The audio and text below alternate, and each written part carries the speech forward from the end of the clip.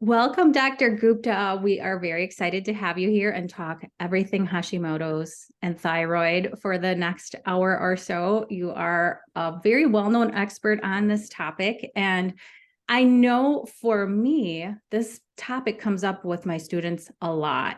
And a very high percentage of the clients and students that I work with also have Hashimoto's, or they suspect that they do. And they're wondering, can I start your approaches, what you teach, if I have Hashimoto's? And we are going to clear up some of that confusion today. So welcome to the podcast. Thank you so much. It's an honor to be here. You are doing amazing work with your clients as well as with the podcast, sharing all this great information so people can take relevant steps, to kind of work on their health and get better. So it's my privilege to be here and talk about Hashimoto's, thyroid, fasting, food, all of those topics. Wonderful. It's a pleasure to have you here. So let's start with why you got so interested in Hashimoto's. Well, let's take a step back. Explain Hashimoto's, what that process is. I think most people know that it's a thyroid issue, but what's going on with Hashimoto's and why did you get so interested in it? Absolutely. So a lot of people actually have been diagnosed with thyroid disorders. Like they have something called low thyroid issues for which they have been taking this medicine called levothyroxine or something similar for years now. But a lot of people actually don't know the real reason of the low thyroid. And the real reason is actually Hashimoto's disease. Low thyroid is just telling that your body is or your thyroid is not producing enough thyroid hormone. But the real reason behind it is Hashimoto's disease. Because Hashimoto's disease is an autoimmune condition. What that means is that your body is producing antibodies which are doing destruction of the thyroid gland. And once that destruction has been going on for some amount of time, then finally it leads to destruction of the thyroid gland, which is not able to produce enough thyroid hormone. And that has been caught up by the blood work. And that's the reason people start the medicine. But most people don't know this situation is that the taking the medicine for low thyroid is not doing anything on working on this Hashimoto's disease or the underlying problem of autoimmunity. And this destruction of the thyroid gland is happening in the background all the time. So it's very important for people to differentiate between the hypothyroidism or low thyroid and Hashimoto's. And if they have not been checked for Hashimoto's, that's the first thing they need to check to make sure that they know what is the real reason of the low thyroid. Now, how my journey started? So my actually journey started with this thing with my own health issues. So by training, I'm a family physician. So after completing my residency, I was doing a private work. I was in a very busy clinic, seeing patients from day in, day out. But just a couple of years into my practice, I started having my own health struggles. I was feeling very tired. I was feeling fatigued. I started gaining weight, even though I did not change anything in my diet or my exercise regimen. I was having this horrible, horrible stomach pain. That stomach pain would hit me at random times in the day. Doesn't matter what I eat, it doesn't matter what I drink, it will just happen randomly to me and I had no answer to it. By the end of the day, I was so tired that I was feeling brain foggy, that I was not able to concentrate on things. I was not able to understand any new concepts. Basically, I was just literally done. I thought the main problem is the stomach pain. I need to fix it. So I started taking some medications. Being a doctor, I thought I'm smart, right? Why not take medications? So I started taking medications. Nothing got better. I was the same horrible stomach pain was happening. Same symptoms were getting worse. I thought I'm not a smart doctor. Let me get help with these specialists who can order these advanced testing, who can maybe help me out. So I went to the specialist after specialist, GI doctors, allergy doctors, like tons of testing, endoscopies, colonoscopies, ultrasounds, blood work. Everything was normal. Nobody had any idea what was going on with me. And I was only 32 years of age. They added more and more medications, but nothing was working. I had no clue where to go next. I was without any hope.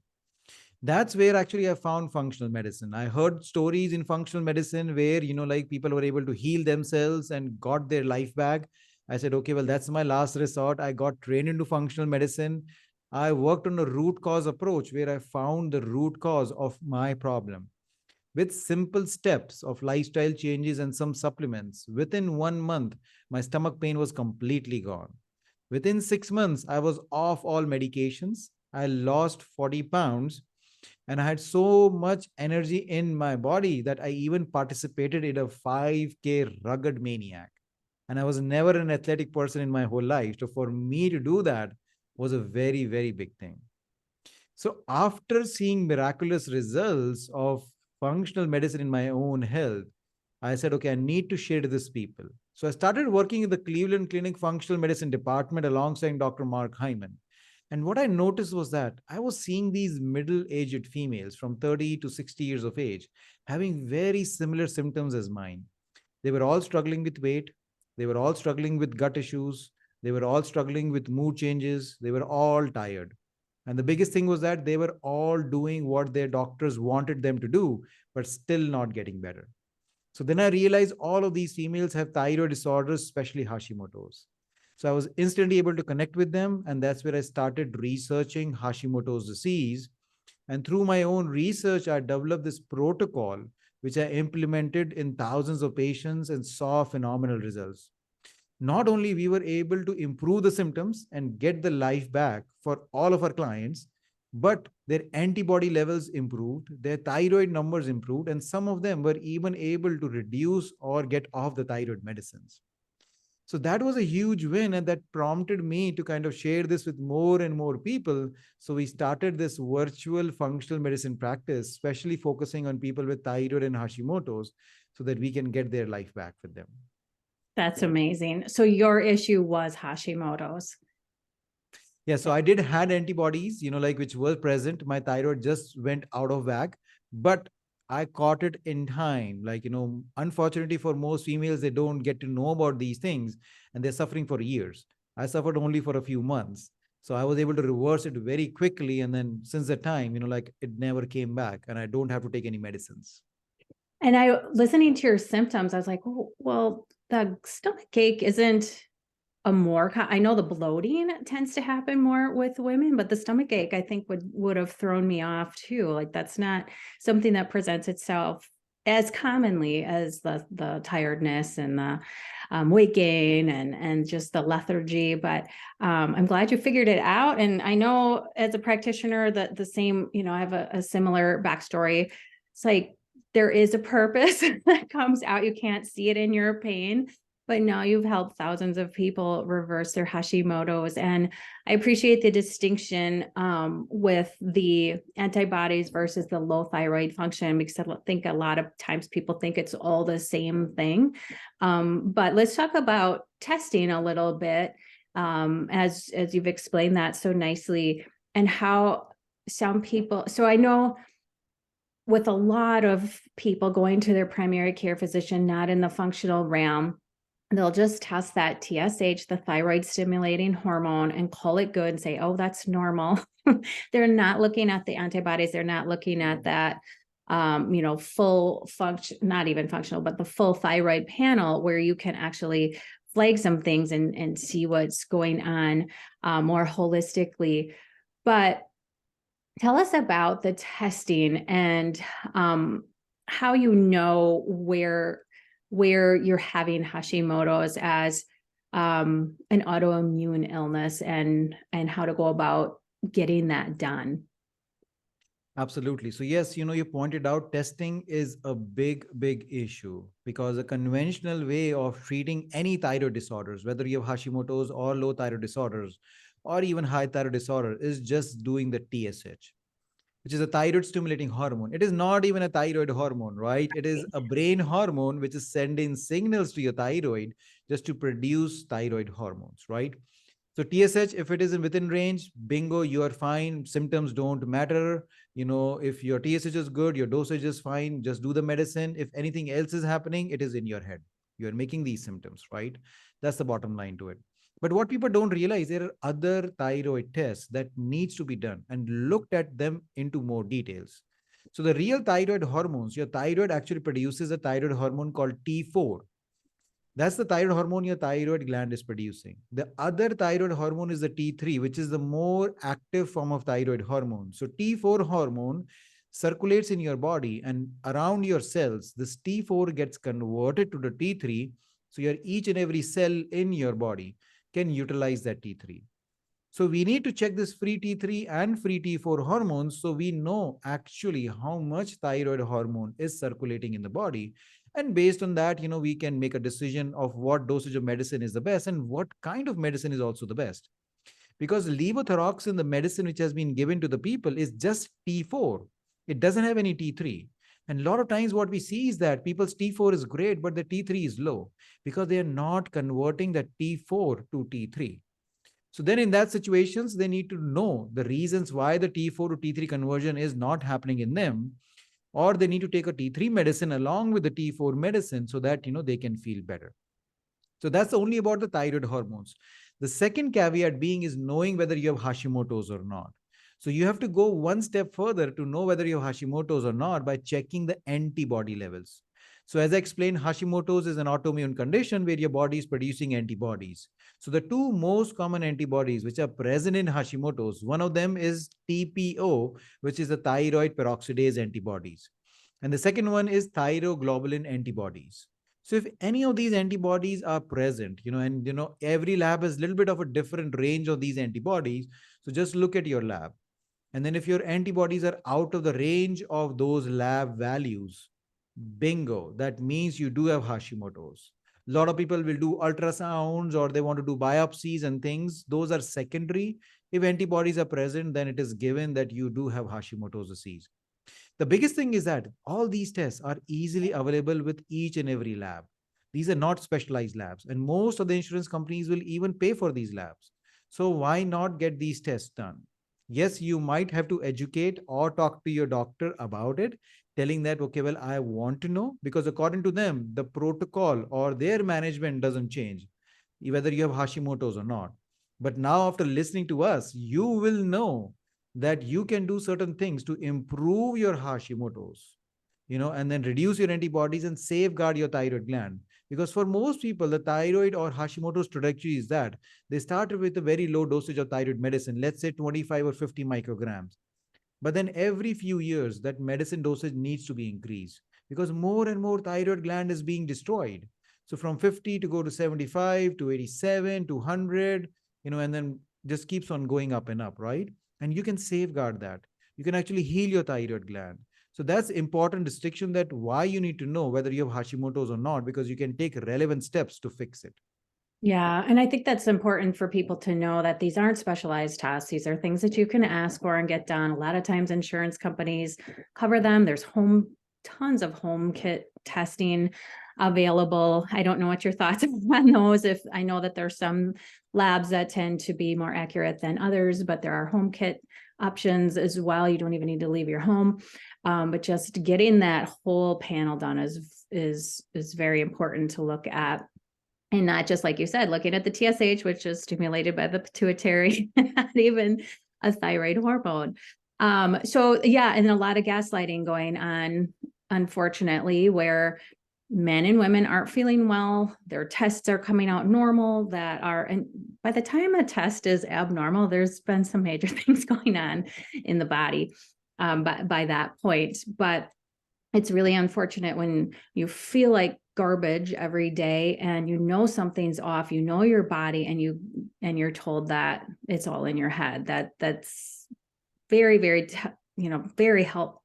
very harmful for a lot of women and men. And then they just suffer for months and years, like you said.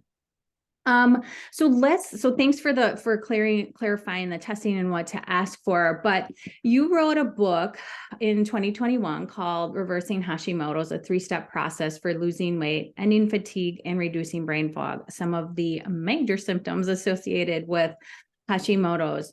Will you walk us through? I don't want you to give away everything in the book because we want people to read that book, but can you walk us through a little bit of your process that you take with your patients and what you outline in the book, so people have an idea of what they can start doing to see reversal of this disease? Absolutely. So I wanted to write a book which is very easy to understand, but at the same time is backed by research, because obviously a lot of people think that, what we are doing doesn't have any research, supporting it. So in the book, we have several references, more than 150 references of what we are talking about or what I'm suggesting, has some backing to it. Now, Hashimoto's disease. If you go to your doctor, why did I get Hashimoto's disease? Why did I get thyroid disorders? They will say, I don't know. One day your body just thought that, okay, well, I'm just going to give you Hashimoto's disease, right? And it does it. No. Research suggests that Hashimoto's disease happens because of interplay between your genetic pool and the environment around you. Now, a lot of people now start with blaming, oh, well, it's my genes. So, like I will definitely get it. No, no, no. It's an interplay. So you do get genes, but those genes are the loaded guns, right? And the trigger is the environment around you. So unless the trigger is pushed, the gun is not going to fire, right? Or even if the gun is fired, if you work on those triggers, it will not keep firing again and again. So that's what we need to work on. So what I identified was that there are certain triggers, especially for Hashimoto's patients, which are playing a role. So we need to identify those triggers. Each and every person has little bit different triggers, and then the same triggers are not there for each and every person. So in the three-step process, the very step first is to identifying the root cause or the triggers of Hashimoto's disease. So there are five main categories, which I have divided these triggers into. The first one is obviously the food.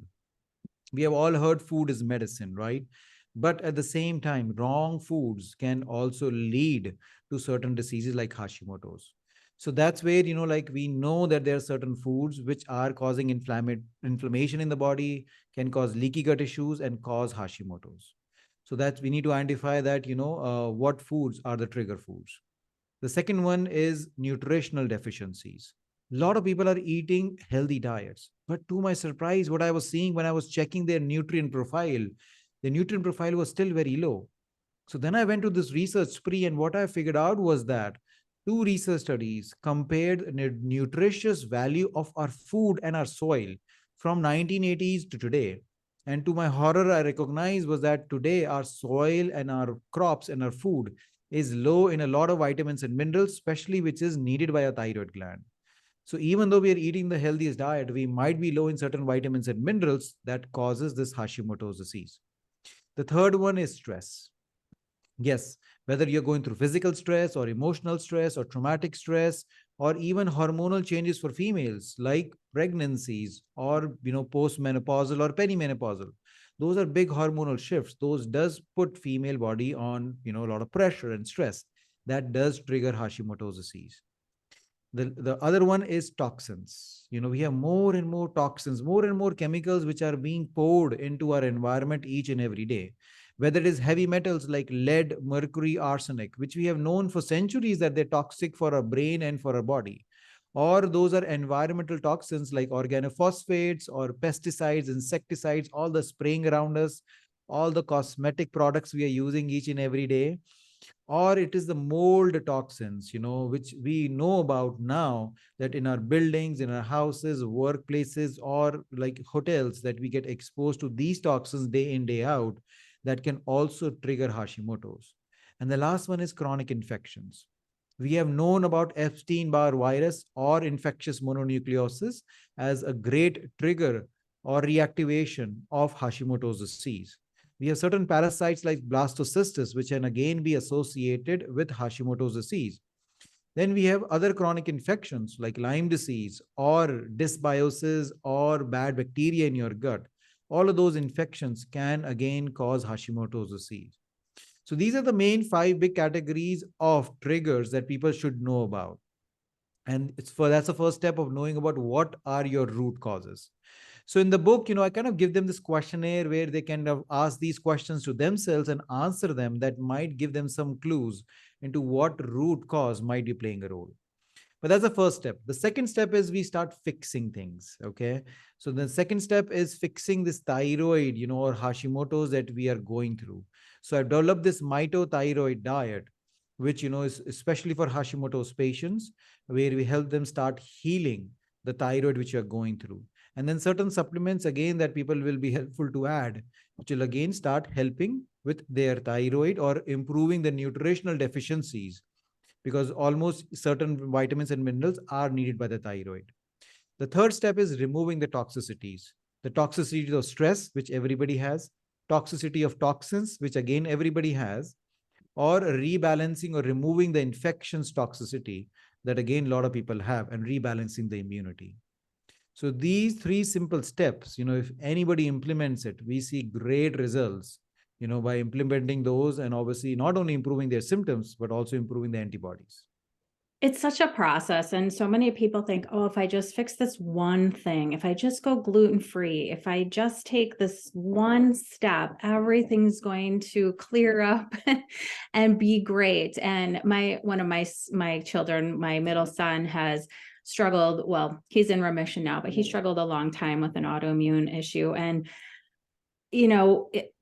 it doesn't matter if it's Hashimoto's or another autoimmune, like you tackle this all in the same way.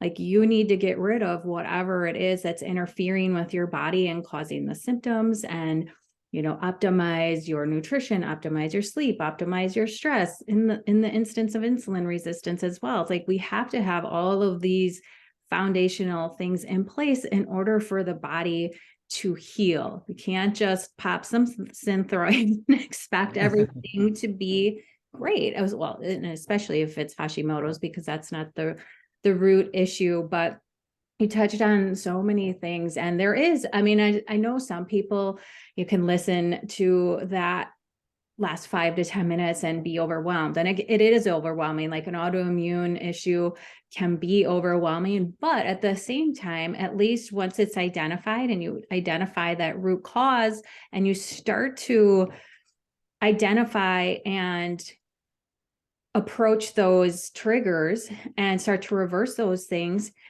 it's, little by little. And I think sometimes in your case, it was a couple of months. And I think that's an important distinction to make too. Like you weren't suffering for years to decades, like some people are. So, and I always say that with insulin resistance as well. Like if you've had longstanding insulin resistance and you're to the type 2 diabetes phase where you need a bunch of insulin, it's going to take a lot longer to reverse this process than somebody who's just kind of starting to have some weight gain and, maybe in the pre-diabetic range, just kind of starting to top out there. So that's an important distinction to make too, but it sounds like a wonderful book, and things are laid out very nicely, like identifying the root cause, then starting to heal, and then remove the toxicity.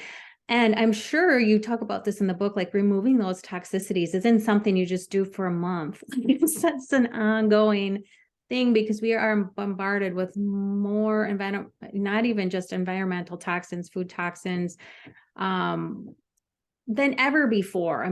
That's a whole nother podcast episode, probably 5 podcast episodes. But those are all important just to reduce the overall inflammation in the body and get that process starting so your body can heal.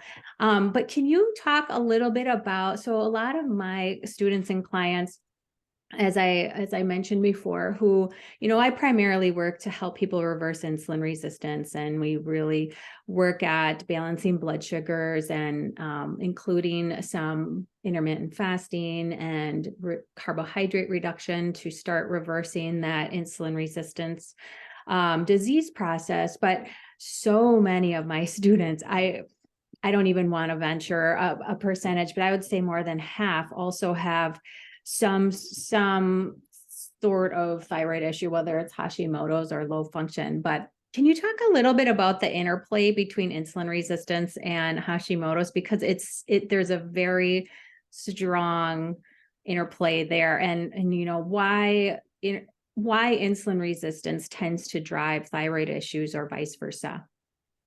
Yeah, absolutely. So I kind of call all the hormonal system of our body like a symphony, right? They're all connected with each other. So in a symphony, like say if one particular instrument is not working good, right? We can kind of hear the symphony is not working. So similar thing in our body, if one particular hormone is not working perfectly, it is going to do a downstream effect to all the other hormones. And it's a two-way street. It's like one hormone controls the other, and the other hormone also controls the first one. So similar thing happens with thyroid hormone and insulin hormone. That's a two-way street. Both of them control with each other. Now, you correctly pointed out that most of the people with thyroid disorders, whether Hashimoto's or low thyroid, will also have insulin resistance too. because thyroid hormone is a metabolic hormone, right? It is needed by your body to kind of run the whole metabolic machinery. And insulin is also an indirect metabolic hormone, is that basically it is helping you to utilize all the sugar, burn it, or if you're not burning it, packing it into the fat cells, right? And then as soon as you start gaining more weight, around your waistline, then insulin resistance happens. Your body needs more insulin to do the job. So first of all, when the thyroid hormone is not appropriate levels in your body, when they have low thyroid levels, it doesn't let insulin receptors or insulin to do its whole functioning. The same thing which happens when you're already gaining weight, right? And then because thyroid is an metabolic hormone, it reduces the metabolic machinery, especially your mitochondria, doesn't work as good when your thyroid hormone is not appropriate. And that again leads to poor insulin functioning. So that's the way thyroid hormone affects, directly the insulin levels or the insulin functioning. Now, we have already seen that whenever there is insulin resistance, that in turn leads to inflammation in the body. The inflammatory markers of each and every person or every patient who have insulin resistance are always high. That inflammation, ultimately what it does, again, it triggers different parts of your body. And that insulin resistance or inflammation in the body in turn affects the functioning of your thyroid hormone and again triggers Hashimoto's. Now, a major place where this conversion of T4 and T3 is happening in the liver, right? And the kidneys. So, or the gut, right? And again, insulin resistance directly affects the liver, right? Because that's where the insulin is being utilized a lot of times. So, insulin resistance again come with a different host of problems like fatty liver tissues. In that the liver is not functioning the best and there is fatty deposition of the liver. Everybody thinks it's the fat which is causing the problem, but in reality, it is actually the insulin which is causing the fatty liver. So when people have insulin resistance, the thyroid hormone conversion doesn't happen in the liver as good as it is happening. That again, in turn, leads to the hypothyroidism issues or Hashimoto's. So that's the way, this is kind of a two-way street, that insulin resistance is responsible for Hashimoto's, and definitely if you do have a thyroid disorder, you will end up with the insulin resistance sooner or later also. Okay, people, go back and listen to that 5 minutes about 10 times, and things make so much more sense, because I know it's like I focus on the hormone insulin mostly, but they all talk to each other. They're all going to talk better to each other if they're balanced, and one hormone goes off balance and another one is low or high, and it's just like you said, a beautiful symphony. Everything needs to play nice together to function properly. And that was a beautiful explanation, way better than I could explain it, and on the play between the thyroid hormone and insulin. And yes, I love how you stated that fatty liver is not caused by fat. It's caused by high insulin and insulin resistance, or at least the non-alcoholic fatty liver that most people are dealing with. But yeah, so many people think, oh, I just need to reduce my fat intake and not eat fat if I have fatty liver. And that's just not typically going to be the best approach. So what else? So fasting, let's talk a little bit about fasting. And again, I get a lot of students or a lot of people who email me, DM me, get in touch and say, I really want to do your program, or, start the approaches that you talk about, but I have thyroid issues, so I can't fast. And I don't want to say that everybody with thyroid issues or Hashimoto should go on these big long fasts, but I think a lot of times, like, there's so much confusion and misinformation out there that you read one thing or you follow one person and you think, well, I can never implement intermittent fasting because I have Hashimoto's, or I have adrenal issues, or whatever it is. So can you speak to that a little bit? Of course, we talk a lot on the podcast about nuances with women too, and our menstrual cycles and fasting for our menstrual cycles and not overdoing it during certain times of the month. So listeners should be educated with that as well. But what are your thoughts on, starting and implementing intermittent fasting if you have Hashimoto's? And is that part of your protocol typically with the people that you work with? So absolutely. So fasting and intermittent fasting are again like a two-edged sword for thyroid patients. We have to kind of, it's a very, very narrow path that has to be followed, to make sure you nail it rightly. So that's where, like working with, with a professional like you or somebody else who knows the nuances about fasting is very important, right? Because people think, a little bit is good, let me just do more and more, right? In this situation, that is not true. So you can definitely do intermittent fasting with thyroid, because what happens with intermittent fasting we see is that the inflammatory markers go so normal, right? And as we said, Hashimoto's patient, the main thing which is driving the factors is the inflammation. So if you can lower the inflammation, certainly it will be useful, right? But what happens is that because thyroid hormone is also a metabolic hormone, whenever you do our fasting, you are trying to reduce the metabolic needs of your body, right? And this is where longer fasts kicks in that starvation response from the body, saying that, okay, well, I think, I'm going to starve to death. So I need to protect the body from it. And then how do I do it? It basically kind of sends a signal to the brain to lower the production of thyroid hormones, so that the metabolic machinery slows down, and so that they do not kind of starve themselves to death, right? This was actually seen in people who have been doing longer fast for months, right? Certain people do, like, the whole day fast, for 20 days or 30 days and things, and what they saw was that around 2 weeks into that fast, the thyroid levels did go low. The good news is that as soon as they stopped the fasting, the thyroid levels again came back to normal.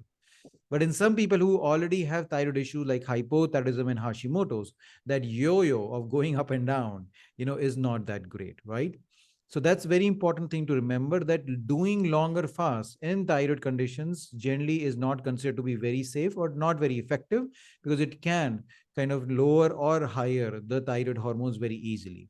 But intermittent fasting is actually really very great. Again, there are different ways of doing intermittent fasting, anywhere from 14 hours to 20 hours. People do the intermittent fastings, right? So again, not going towards the extreme way of 20 hours, but sticking between 14 to 16 is a very reasonable approach. Again, research suggests that if you go beyond 12 to 14 hours, you do get some benefit of intermittent fasting, because that's the time your body starts producing those, like ketones, which kind of gives you the benefit and also reduces inflammation. So sticking in that window is generally pretty safe if you do it in the right manner.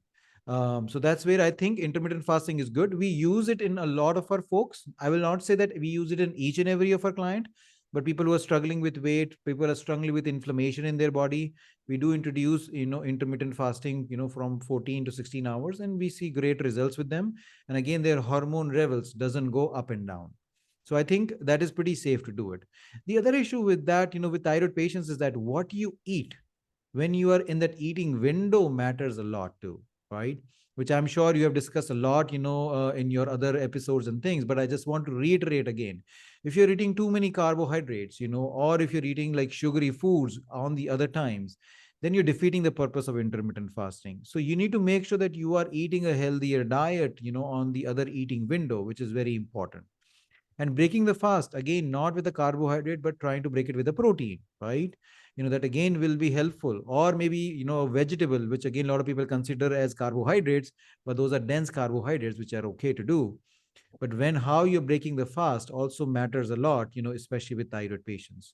So if you take these certain steps and use the intermittent fasting in the right way, I think it can be a very valuable tool for any thyroid patients. And I don't think that we have research studies suggesting that intermittent fasting is completely harmful for all the thyroid patients and they should not be using it. I think, for a subset of thyroid patients, it can be useful.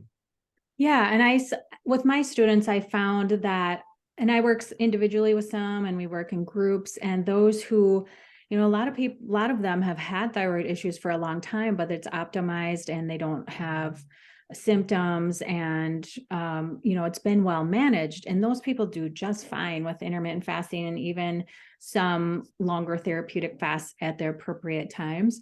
It's the ones who don't have their thyroids optimized and are struggling with symptoms that we're like, okay, no, we need to back off on your fasting, or at least look at some different protocols like eating earlier in the day. maybe fasting through dinner rather than fasting through breakfast. Sometimes that can be helpful for people with thyroid issues or adrenal issues.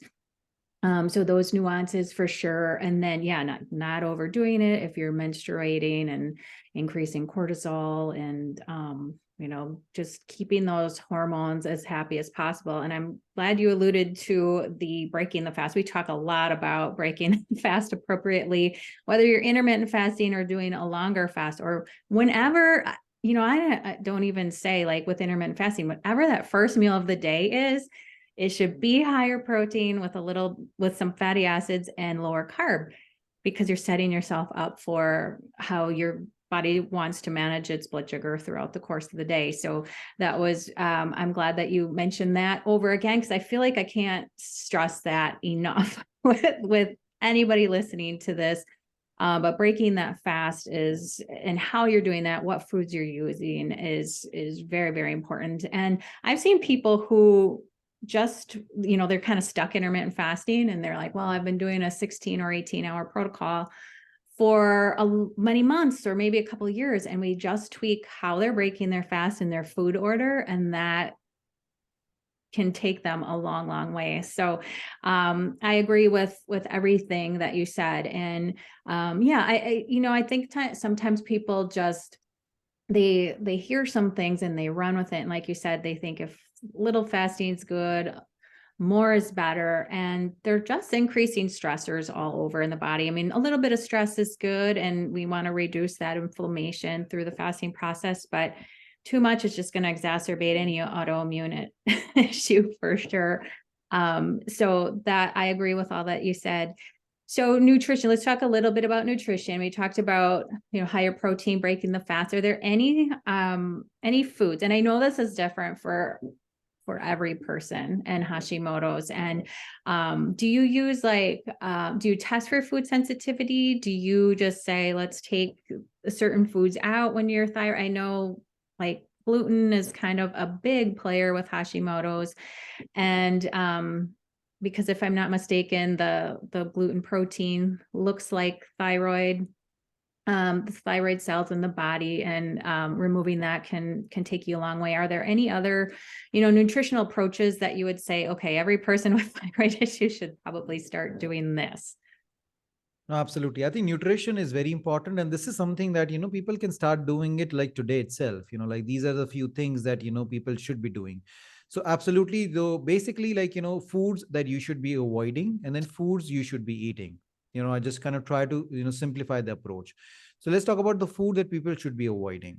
So first of all, you absolutely are correct. Gluten is very important to avoid because you're correct. There is something called molecular mimicry, which is basically the thyroid tissue and the gluten protein resembles very similarly to each other in the molecule wise. So whenever there is, antibodies are being produced for the gluten, it attacks your thyroid gland, and again that causes Hashimoto's disease. And then, like we do have research studies which shows that people who do have thyroid disorders will have more chances of celiac or gluten sensitivities. And the interesting fact is that we do have research studies saying that gluten-free diet can lower the antibodies in thyroid disorders. So, clearly it does make sense to stay away from gluten. The second thing is dairy. Dairy is again very, very inflammatory food that we again want people to be staying away from, because the way the dairy is being produced is completely inhumane. And that's totally inflammatory way of how we are treating our livestock. Because again, the feed that you don't want to eat, gluten containing feed and all that stuff, is being added to a livestock feed so that the milk production is very high. The way they are kept, again, again increases the stress in those, bodies of those animals. And that again reflects into the dairy products. So dairy is another thing that we want clients to stay away from. The third thing, obviously, everybody knows, is processed food. Processed food is not good for each and every person. So definitely staying away from processed meat, processed food is very important. Then comes the sugar, right? An average consumption of sugar has skyrocketed in the decade or so, right? Sugar is hidden into literally each and every product that we are buying from the shelf. So unless we are looking at the ingredients, we will not find that hidden sugar. So making sure that we are staying away from sugar is very important. So that is another thing that we again ask people to stay away from. Then from there on, depending on person to person, there are other foods which might be needed to be removed, like soy, like corn, sometimes sometimes even grains that needs to be removed. So, but not every person needs to remove them. I think the basic thing, gluten, dairy, and sugar, I think everybody should be removing them. The other ones comes into place depending on situation to situation and how high their antibody levels are, how high their symptoms, how much inflamed their body are. Now, the next question was that should we be checking each and every person with those food sensitivity tests, right? I'm on the fence of those food sensitivity tests because I have ordered them like so many different kinds and so many people. And they can be a good guide, but we cannot rely on them completely. Because let's say if you're already gluten free for let's say 6 months, if you do those tests, the gluten antibody levels might not show up because your body is not producing antibodies, against gluten anymore. Or if you're eating certain foods, let's say cashews a lot each and every day, you like cashew milk and cashew meals and a whole bunch of things, then your body might show some antibodies against cashews, but they might not be the problem food, right? So I'm always like, like cautioning people, like ordering these tests and interpreting them.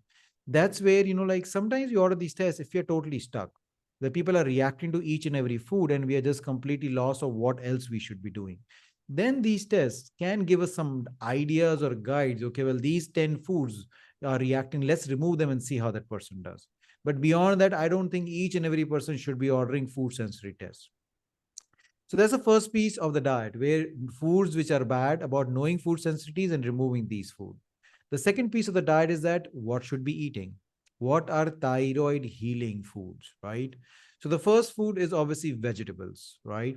Non-starchy vegetables are very, very important in this aspect for each and every thyroid client, whether it's Hashimoto's or thyroid, because each and every vegetable that we are eating have phytonutrients in them. These phytonutrients are natural antioxidants, which are basically fighting the inflammation in your body and reducing the inflammation levels. These obviously have high fiber content also, that is really great as prebiotics for your gut, that supports your good bacteria, which is the probiotics. A lot of people are eating probiotics, but their diet is not really supporting that probiotics. So that probiotic bacteria ultimately dies, right? So you have to provide food to the probiotic, which is these prebiotics, which is all these great vegetables that we need to be eating. The interesting factor is that each and every color which is present in the vegetable has a different phytonutrient, has a different nutritional profile to it. So try to eat these colorful vegetables, rainbow color diet. If you will eating through these vegetables, they will be providing it. Now, a lot of thyroid patients, Hashimoto's patients have been told, don't eat cruciferous vegetables, don't eat vegetables, green leafy vegetables, because they are potential goitrogenic foods that will actually harm your thyroid. In reality, that is not true. This was based on an old research study in 1980s, where rabbits were kind of fed these goitrogenic food, and what they were shown that what their thyroid levels were kind of on the lower side. So in 1980s, the number one reason of thyroid disorders was not Hashimoto's, it was low iodine.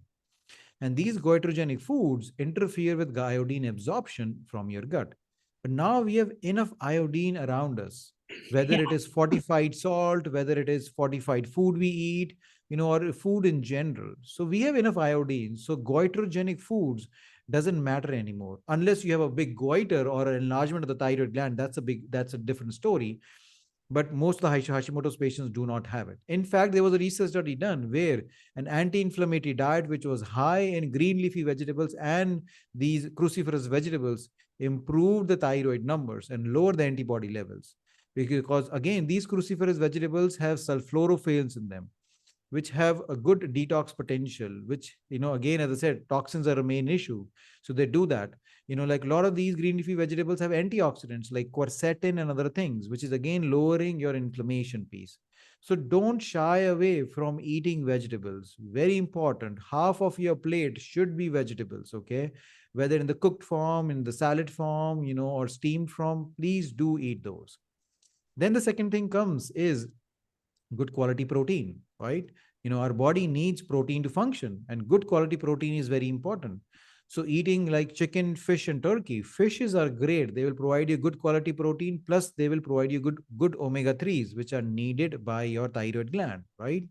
If you're a vegetarian or a vegan, then you might have to rely with, like nuts and seeds, like chia seeds, flax seeds, almonds, walnuts, pumpkin seeds. Those are good sources of protein. Lentils, legumes, those are also another things that you might be able to use as a good quality of protein. But protein, again, a good quality should be part of your diet. Then comes a good quality fats, right? Again, how we discussed that, we have kind of created this fear around fat, in the last decade, that fat is so problematic, everything is low fat and things. What people don't know is that each and every cell of your body is lined with fats. If you don't consume fat, your brain doesn't work. 60% of your brain is just pure fat, right? But you need to know what are good fats and what are bad fats. So trans fats, fried food, processed food, those are bad fats you stay away from. But good fats are very important to include in the diet. Like olive oil, coconut oil, like those are great. Avocados are great, sources of, good fats. Fatty fishes. And same thing, nuts and seeds, again, are great sources of fat. So make sure you're including them. A lot of females get concerned. Well, I want to lose weight and you're trying to have me eat more fat. How is that going to work? I said, no, don't worry about the fat, worry about the carbohydrates. If you lower the carbohydrates and increase your fat, you are going to lose weight, right? Again, we have created this myth. Okay, well, fat, if you're going to eat fat, you're not going to lose weight, which is not a reality. If you follow a proper diet with a balanced nutrient profile of fats, protein, and vegetables, and lower carbohydrates, and removing simple carbohydrates, then obviously you are going to lose weight eventually, even if you have thyroid issues. So these are the very, very important things that people should be knowing about it in terms of the thyroid diet, removing foods which are bad for the thyroid and including foods which are supporting the thyroid. Now, certain vitamins and minerals are needed by the thyroid. Let's talk about selenium. Selenium is an important mineral we need by the thyroid. So 1 or 2 Brazil nuts a day will give you enough, like selenium. So you can easily do that. Zinc is another mineral which is needed by a lot of thyroid patients. Seafood, like a lot of fishes are high in selenium. Like different kind of crabs or like, seafoods is great. So you can do that, right? If you're vegetarian, again, you might have to rely on nuts and seeds to get your zinc. And you might even have to take a supplement if you are a complete vegan or vegetarian, because, the vegetarian sources of zinc are not very well absorbed. But again, like at least there are food sources of zinc that you should be paying attention to it. So these are certain things. Again, iodine, like how we said that we have enough iodine. A lot of people are taking supplements of iodine. My actually theory is that instead of taking a supplement, why not include food? So including food which is high in iodine, like seaweeds, right? Nori, kelp, kombu, great sources of iodine. Again, seafood is great sources of iodine. So, you can utilize those foods. So you don't have to take high doses of supplements, because that can actually be harming your thyroid. So in nutshell, this is the diet that, very easy ways that people can implement today itself. Obviously, then we change diet based on person needs and what other things which are going, in them. But I think if they follow these basic things in the diet, they should see some benefit in their thyroid. Great. And I was going to ask you about the supplements as well. So you hit that, and that was a great overall, just description of where you can start with nutrition. And I agree with you with the sensitivity tests with the foods. There's just not one that I say, yeah, definitively, let's do this. Just as you said, if you've been avoiding a food a long time and you're sensitive to it, it's not going to show up. Or if you eat a food that's, that you eat a lot of, it may show up and you're not sensitive to it.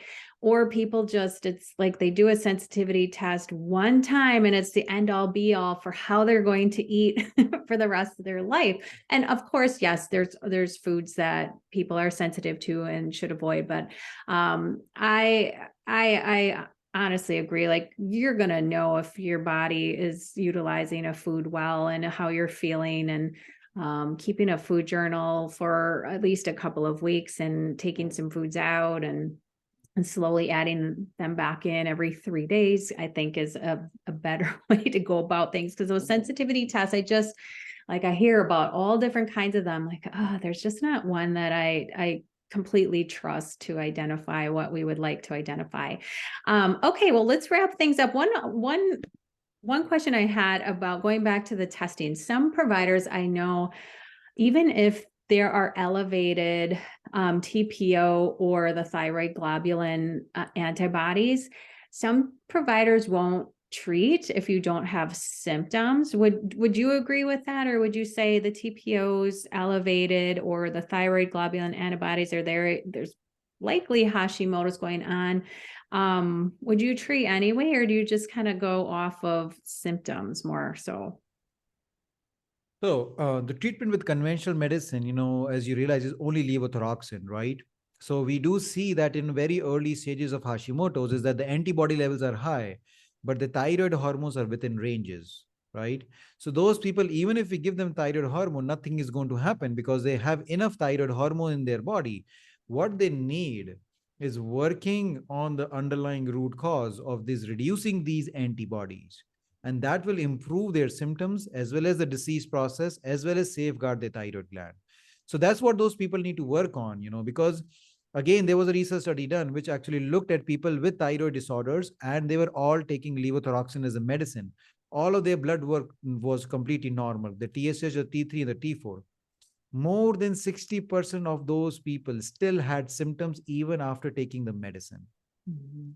So that itself tells us that thyroid disorder or Hashimoto's is not a deficiency of thyroid hormone. It is much more than that. So if you are that lucky person where you found the antibodies and your thyroid has not yet given up, this is your golden chance that you might not ever have to go on a medicine if you do these relevant steps of lowering the antibodies, working on those root causes. You can actually do wonderful with that. Most people are unfortunate that by the time they came to know about their Hashimoto's, it has already destroyed the thyroid gland. But in a lot of these like conditions, also thyroid gland is very resilient. It can regenerate. It can improve. So it's not that the death sentence that, okay, well, I'm started the medicine or I have Hashimoto's for 5 years now, I don't have I have a chance. No, absolutely. I want to give each and every person listening to here who have thyroid and Hashimoto's that you do have hope. Don't let anybody tell you that you cannot feel better, that you cannot get better. There is always things you can do today to get better. I love that message. I tell my students the same thing. I know you've been told you have prediabetes. It's going to just keep progressing to the point of type 2 diabetes. You're going to be on insulin someday. No, like that's your golden opportunity. It's just starting to show up in the lab work, and this is where we want to reverse it. So awesome. So we know you wrote your book, Reversing Hashimoto's, a 3-step process for losing weight, ending fatigue, and reducing brain fog. You also have a podcast, which is also called Reversing Hashimoto's, correct? Correct? Correct. Yes. That's a great podcast. Do you work with people one-on-one, or how else? What are your other resources? Can people work with you if they're having thyroid issues? Absolutely. Yes. So we actually created this virtual functional medicine practice. So people literally from anywhere in the country can work with us directly one-to-one through virtual visits. So they don't even have to travel to see us. We are a full functional medicine practice. That means we can provide them the advanced testing, all the supplements that they need, and obviously our consultations. They can go on our website called anshulguptamd.com, and there are links over there that people can sign up to work with us. Other places to actually follow us, we do have a great YouTube channel where again we share a lot of different videos about thyroid disorders. Again, the handle is Anshul Gupta MD. People can follow us over there also, and listening again like 5 to 10 minutes videos, bite-sized videos where people can just follow again things that we're talking them about related to thyroid and other things. So that is another place. They can follow me on Instagram, same thing, Anshul Gupta MD. We have a very active blog on our website. So the goal is to kind of reach people because everybody learns differently. If somebody wants to read, we have the blogs. If somebody wants to listen, we have the podcast. If somebody likes to watch, we have the YouTube channel. So whatever works your boat, like the way you gather information, you can follow us over there. Lots of wonderful resources. So if you have Hashimoto's or you suspect you do, Dr. Gupta's your guy. So we'll link all of those resources in the show notes. And we so appreciate your time and your expertise. Thanks for coming on the show. Thank you so much.